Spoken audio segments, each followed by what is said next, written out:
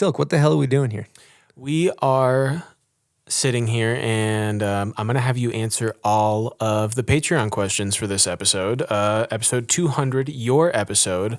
We usually get a good amount of Patreon questions for every episode, and we thank our Patreon supporters so much. Appreciate you guys. Actually couldn't do it without you guys. And we, understandably have significantly more questions than usual, and we didn't think it was fair to only answer a handful of them on air. So we're going to sit down, long format, and answer all of them. Let's do it. First question from Riff Dog Homeboy. What has been the most fulfilling thing that has brought you the most joy about starting the bomb hole? Wow. Yeah, they're actually all pretty in-depth. That's a great question. Well, I feel like when I was a pro snowboarder, it was really check me out. It was check out my footage, watch me do cool tricks, which was great. And I still do enjoy pushing myself. But when we started the bomb hole, it really did feel like a community deal. Like everybody, we're all a part of this.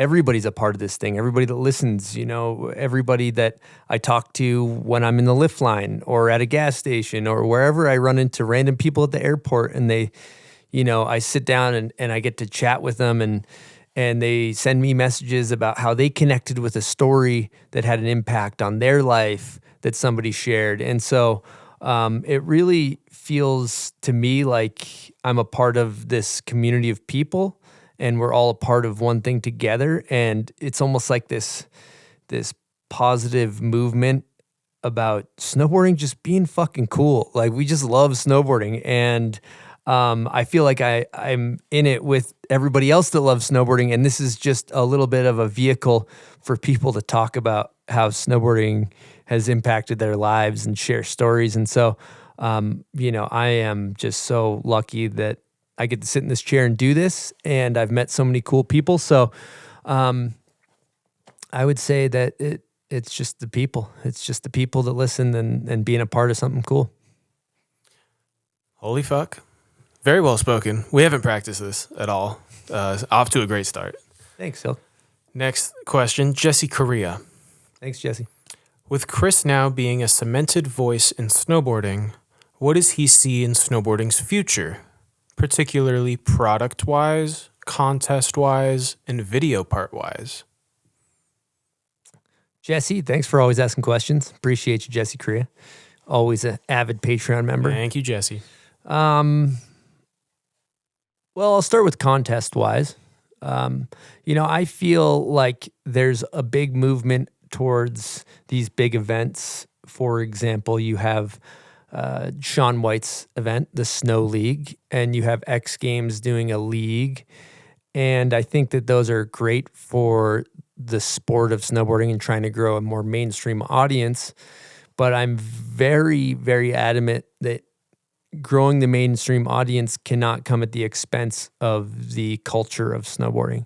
So for me, where I'm focused is more of community-driven local events, because I think just being boots on the ground when you have, pro snowboarders hanging out with, people that work 9 to 5s that love snowboarding and get to meet their heroes, and then bolstering the up and coming groms and really just taking care of your community on a local level, I think is really we almost need to take a couple steps back, take care of the snowboard community on a local level and everybody's local levels in order for it to grow to be bigger. Because I think that, for example, some of these bigger contests are just companies are going to spend millions of dollars, lose millions of dollars, and then leave snowboarding.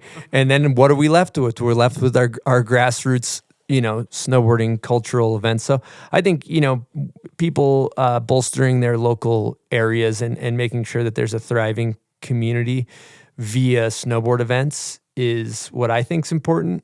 In order to grow snowboarding, you have to start, you got to water the plants. And then in terms, what was it, contests? What else? Product-wise and video part-wise. Okay, I'll go video part-wise as well.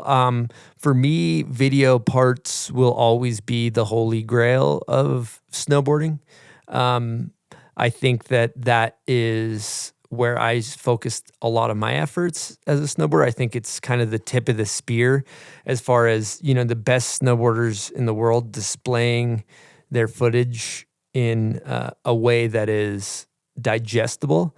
But I think that it's not the only way, right? So I think like the best snowboarders in the world, if you are a top tier snowboarder and you have something new to offer and you are pushing the progression or the style or whatever, you're pushing snowboarding in a particular direction, then a video part is a great place to put your efforts. And I think it'll always be where I kind of gauge maybe the best snowboarder in the world. I'm probably going to gauge that on video parts generally. However, there's multiple avenues where you have vlogs. I still think I love watching vlogs. I love watching behind the scenes footage of people going to events. And there's a place for that. There's a place for influencers. There's a place for all different types of snowboarding. Mediocre video parts, like there's some people that I think are putting effort towards video parts that still need to sharpen their teeth on their snowboard. That's a whole different can of worms, but I still think video parts, here's the deal. A vlog you watch once, a video part you watch over and over again. So creating a timeless video part will always be very, very important to snowboarding, where turn and burn content is just also something we have in addition to that. And lastly, in terms of product, I think it'll keep evolving. I think it's fun. People have different shape boards. I'm enjoying riding different boards. But in terms of like pushing the progression of product, I kind of look at it almost like skateboarding. Skateboards haven't evolved too much. I don't think snowboards are going to evolve too much. There'll be some different camber profiles and things like that. But at the end of the day, a snowboard's a snowboard and it'll get tweaked in different directions. But at the end of the day, if it ain't broke, don't fix it. Agreed on that one for sure. Long-winded answers. Yeah, long-winded. I think you nailed it though. We'll go to our next question. Cody Ferner. Of all the episodes you guys have put out over the years, what was your personal favorite interview? I get asked this a lot, and I never really have an answer, but the first one that pops in my head is Jamie Lynn. Jamie is a mystical creature, and he has a great understanding of life, and he's got a great philosophy, and he's, simply put, Jamie Lynn is the most present person I've ever met in my life, and I deeply admire that about him, and I deeply admired our conversation. And I think we walked in as strangers, and we walked out of the booth as friends, and that's always really special. Not to mention his voice is fucking mesmerizing. Yes, it is. That helps. Yep. Okay, Nate Robertson, actually. What is one thing you have learned over 200 episodes you didn't think you'd know after episode 1? Thanks for the question, Nate. Appreciate you.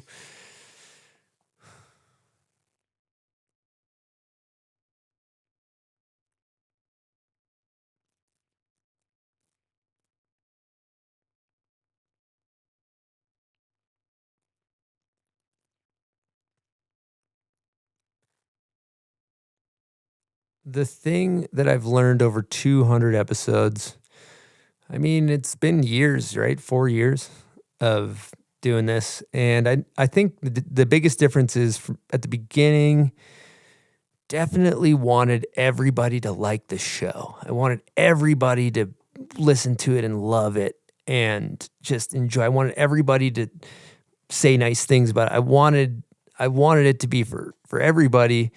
And what I quickly realized is when you're trying to please everybody, we have the quote here, I don't know the key to success, but the key to failure is trying to please everybody. And where my mentality has shifted is just like, I am who I am. I'm the same person behind the chair as I am out in the streets or walking around or whatever. And if some people don't like my philosophy or don't like my position on things, that's okay. And if they don't listen to the show, that's okay. And if they don't agree with what I say on the show, that's also okay.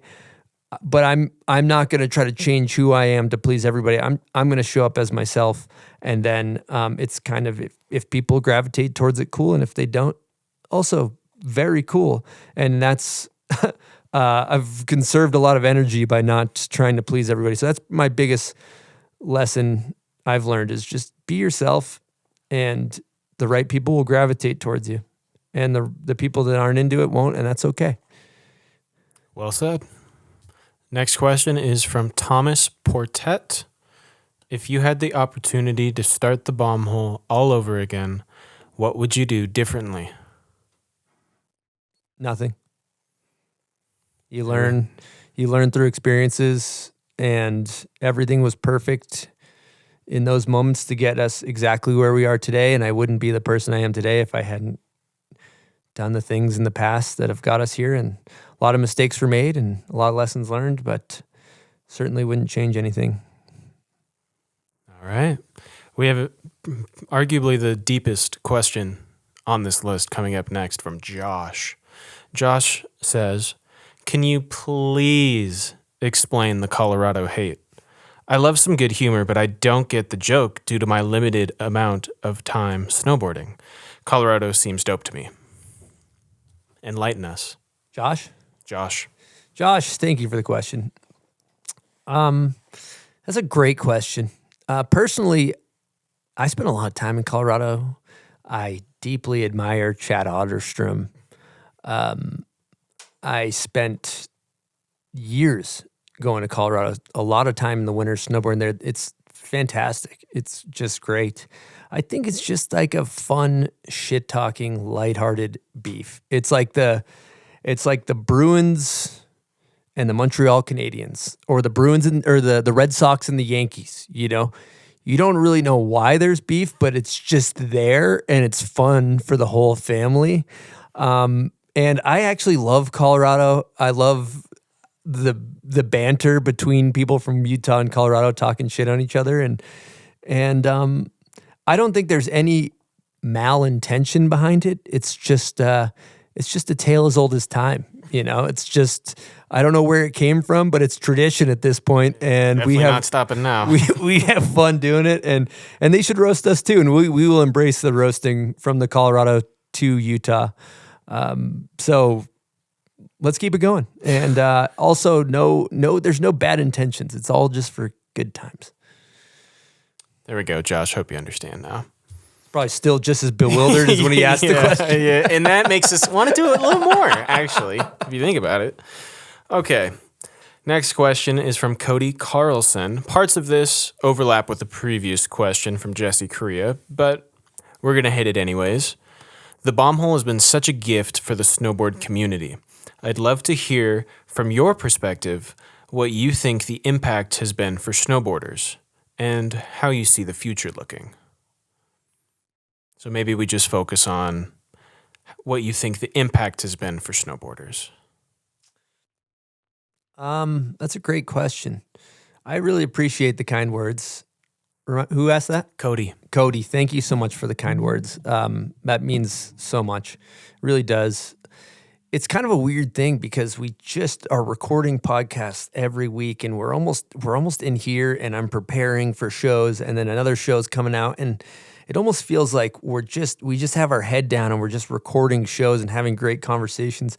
So as far as the impact of the community, I think a lot of times we don't really even get to see it until we go to Bombhole Cup or we go to an event and we meet a lot of people. But I mean, I think it's just the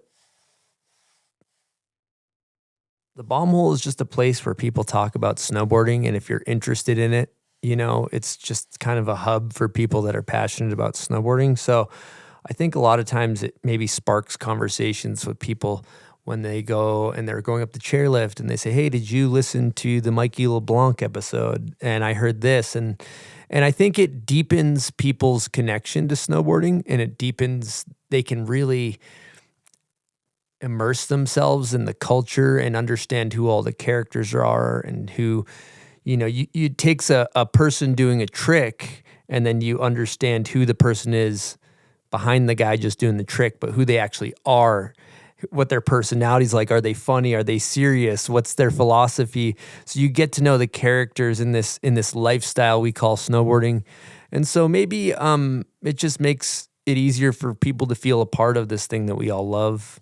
I don't know if that was rambling or not. And then as far as the future, there's no 5-year plan. We just do. I'm a feeler. When we get an idea, we get excited about things and we just do them and we let it all happen naturally and we trust how it's going to happen naturally. And my thing is, like, if we're taking care of the community and we are caring about snowboarding and caring about the people of snowboarding, it all just works out. I can verify that. Chris does not have a 5-year plan. There is no guardrails on this bowling lane, if you will. But it's kind of working. It's working, yeah. Chris is a feeler, yeah, and that's where we put our trust.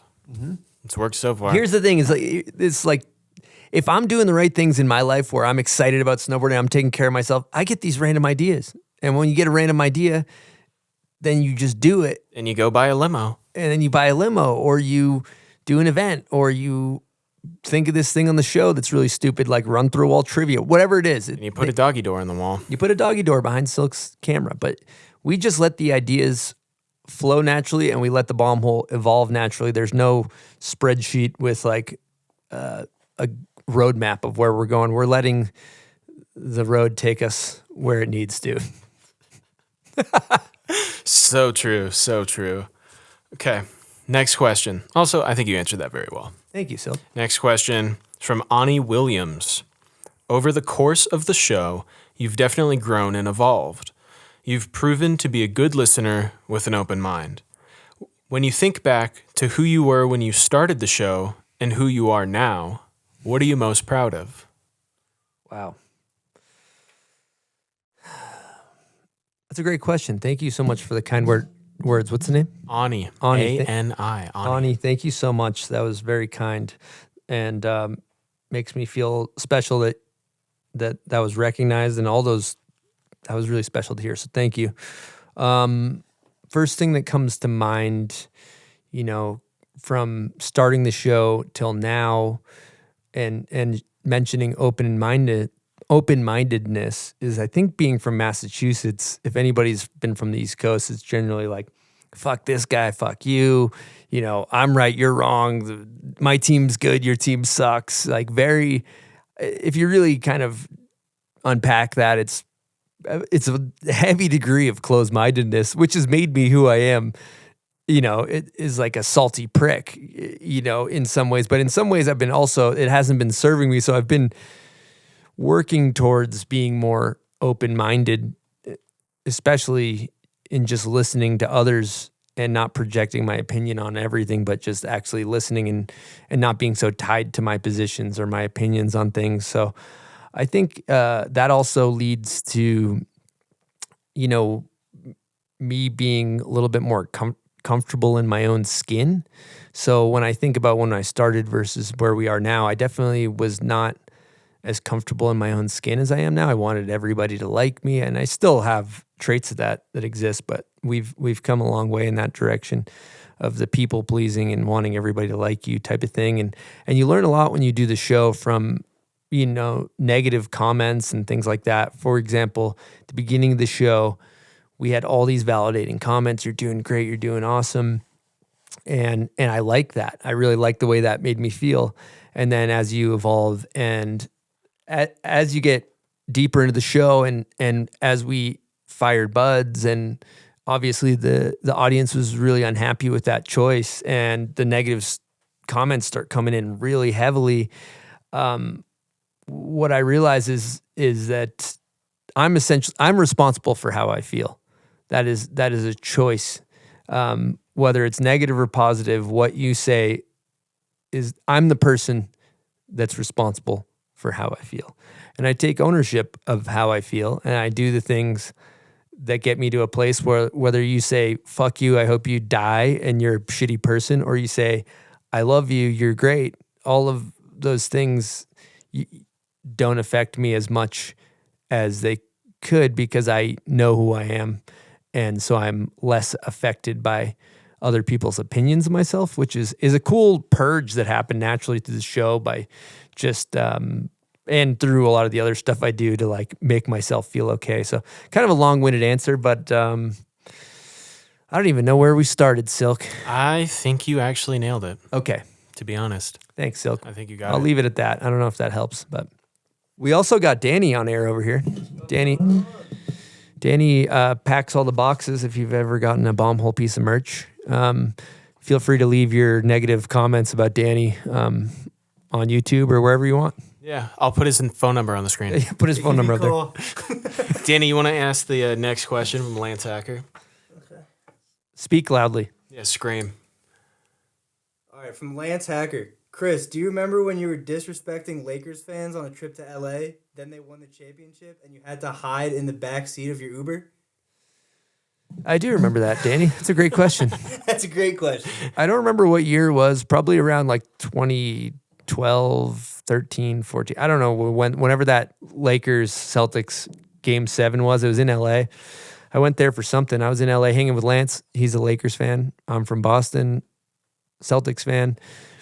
And I always thought we had the best, most rugged, badass fans on planet Earth. Being a guy from Boston, you would think that. That's just how we think. We think we are champions. And I remember when the Celtics lost, the guys I was with, it was Lance and them, like, hey, let's go down to the Staples Center and it's gonna be crazy. And I was wearing a Celtics jersey and I ended up taking it off because I didn't feel safe. And they were like flipping over cars and there was riots and people were just coming up going, fuck the Celtics, fuck the Celtics. So I actually have a lot of respect for Lakers fans. They're real deal. So I took my jersey off and walked around like a civilian, not a Celtics fan. All right, there we have it. Actually, Danny, you want to do the next one from Max Trask? Kind of on a similar topic here. Yeah, what's Max asking? Max Trask asks, when the Utah Yetis started their inaugural NHL season, will you switch teams or bleed black and gold until you die? It is actually the Utah Hockey Club as well. That's correct. His audio levels are so jacked. That's okay. Yeah, That's fine. I've lived in Massachusetts for 18 years. I've lived here for 18 years, going on 19. So always going to be a Celtics, Bruins, Patriots, Red Sox guy. That's my heart. That's my heart and soul. But we got hockey in Utah. I'm going to be a fan. That's my P2. That's my number 2 team right there. Utah Hockey Club, UHC. So I'm excited to go to some games and watch some NHL hockey. Not the best sports town here in Salt Lake, but it's getting better. All right. Our next question is from Johnny Mandio. What was the moment that Chris went from being someone who rides a snowboard to him being a snowboarder and someone who is invested in the culture? Since I started listening, I became much more involved in the community, cared a lot more about what it means to be a snowboarder, and became a student of the game. Thank you, Johnny Mendio. That's how I say his name right? Yeah, I think so. Appreciate it. Always an avid Patreon member. Thank you for your support. Student of the game, I don't know. For me, I got a snowboard. As soon as I got videos and started watching it, I got obsessed and started making videos and going to events. So I don't know. It just wasn't really a conscious decision. I just threw myself in wholeheartedly to snowboarding. I've always been obsessed to it. And then I think it becomes a bit of a vehicle for hope for maybe if I could get sponsored or whatever. It drives you to, if I could film this one trick, if I could do this 720, it's a vehicle for hope to aspire to be better. And I obsessed all my time and energy in that. And so I think you naturally gravitate towards other people that do that. And so there's never really been a pause. As soon as I got a snowboard video, I've been obsessed. Yeah, still doing it. Still doing it. Yeah. Okay, next question is from Morrison. As a human who snowboards one stance and skates the opposite stance, Chris is in a limited group of extraordinary pro riders like Travis Rice, UC Oxenden, to name a few. Who is Chris's favorite ambi-stancer, and why does he think these folks have an edge? It's a good question, Mo. Appreciate you, brother. I mean, there's actually a lot. There's Jesse Bertner, Jed Anderson, UC, Ika Backstrom, Nicholas Mueller. I mean, the list, it's like, it's weird when you start talking about this thing. There's actually quite a few people. Sage Kotzenberg. More and more people come out of the woodwork. Is it an advantage? Absolutely. Definitely skating goofy, helped me do rail tricks goofy, but definitely when I'm on my snowboard, I feel more comfortable riding regular. It doesn't make any sense. It's a good way. People like to devalidate your switch, Yeah, but he's goofy on a skate. Well, you did a regular too. Yeah, but it's a good way to take someone down a couple pegs. I don't know why. My dad played baseball righty and golfed lefty or vice versa. And through, he's ambidextrous in some ways. I feel as though I play hockey lefty, I golf righty, I snowboard goofy or snowboard regular, skateboard goofy. I have no explanation. So I'm sorry that I'm kind of useless in this department. To me, as someone who's regular on everything and right-handed on everything, it seems like you fucked up while learning. That's what I'll say.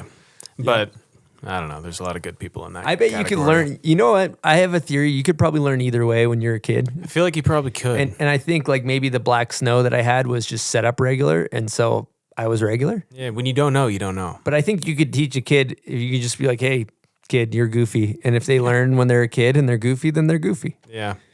And switch is probably still switch. Yep. All right. Next question. Johan Malkowski. Thank you so much for asking a question, Johan. We appreciate you greatly over here.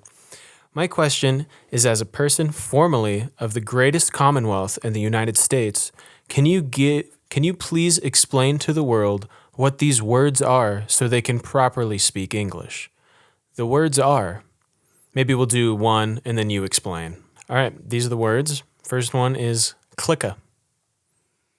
I think he's trying to say clicker would be the American pronunciation, and that's the remote for the TV, your clicker. Okay. Next one is rotary. Rotary, they're called, rotary, I think they're called roundabouts in the rest of the world. Whoa. It's a circle that you drive and you can get off wherever. That's a roundabout. Yeah, that's a rotary in Massachusetts. Okay. Next one is nips. Nips, those are little bottles of liquor that... when you go to a liquor store, you just get a little nips. Okay. Did you not know that? No. Is this Massachusetts stuff? I thought this was common knowledge. No, okay. No, this is, as someone who is from the West Coast, this is brand new. Nips are the little bottles of liquor. See, I thought that was nipples. Next one, bubbla. Bubbla is the water fountain when you go to, at your school. Just like go get a sip from the bubbla, kid. Obviously. Next one, grinda. A grinder is a sub sandwich, like a Subway type of deal. You know what I mean? Now I do. Yep, that's a grinder. Okay, last one, brain dart. Brain dart. I'm guessing that's a cigarette. I don't know. Actually, Johan, you're gonna have to tell me. Brain dart. Are darts cigs? Yeah, over there? I bet darts are cigs everywhere. Yeah. Okay, I wasn't sure if that was like a brain localized thing. I don't know. Brain dot, dude. I don't know. That's you might have me stumped on that. I'm gonna guess it's a cigarette. Okay. Last part. P.S. Name your top 5 movies based in Boston. Top 5 Boston movies. Okay, Departed, Good Will Hunting for sure. Those are easy. P1, P2. I'm also gonna go ahead and say That's My Boy. Probably that's actually my favorite movie ever made. That's My Boy, Adam Sandler. Probably the worst Rotten Tomatoes reviews of any movie ever made. That's how you know it's good. It's fantastic. Highly recommend it. Okay, final pick is Black Mass. I believe it's a Whitey Bulger situation movie. Really good. I think it's Johnny Depp. I could be wrong, but good Boston crime movie. Again, still going to say That's My Boy, P1. Okay. All right. There's actually one more part to this. How much you benching? Oof, I'm embarrassed to say 175. Thanks for... It's not very good. Yeah. Is that 1 rep max? It is 1 rep max, yes. So thanks for clarifying. Yeah, just want to make sure everyone understands. I'm 180. I can't do my body weight yet, so... Harder than it looks. Yeah. All right. We have a question from John Martin. What's up, Chris? I want to know, what video did you have on repeat / had the biggest influence on you as a kid, and why? For me, that video was Technical Difficulties. I definitely watched Technical Difficulties, Destroyer, 411, a lot of those videos. Full Metal Edges, all the grenade ones. But Technical Difficulties was my first one where I really became fascinated with snowboarding. JP Walker rides the hieroglyphics, and so does Bjorn, and just the way everybody looked, and they had snow skate clips, and they're sliding down handrails, and the music and the song selection. And it was really the only video I had access to, so I really latched onto it. But that one really shaped my obsession with snowboarding for sure. All right. Now we have a question from Jenny. How do you balance the creative aspects of your snowboarding with the physical and technical demands required for high-level performance?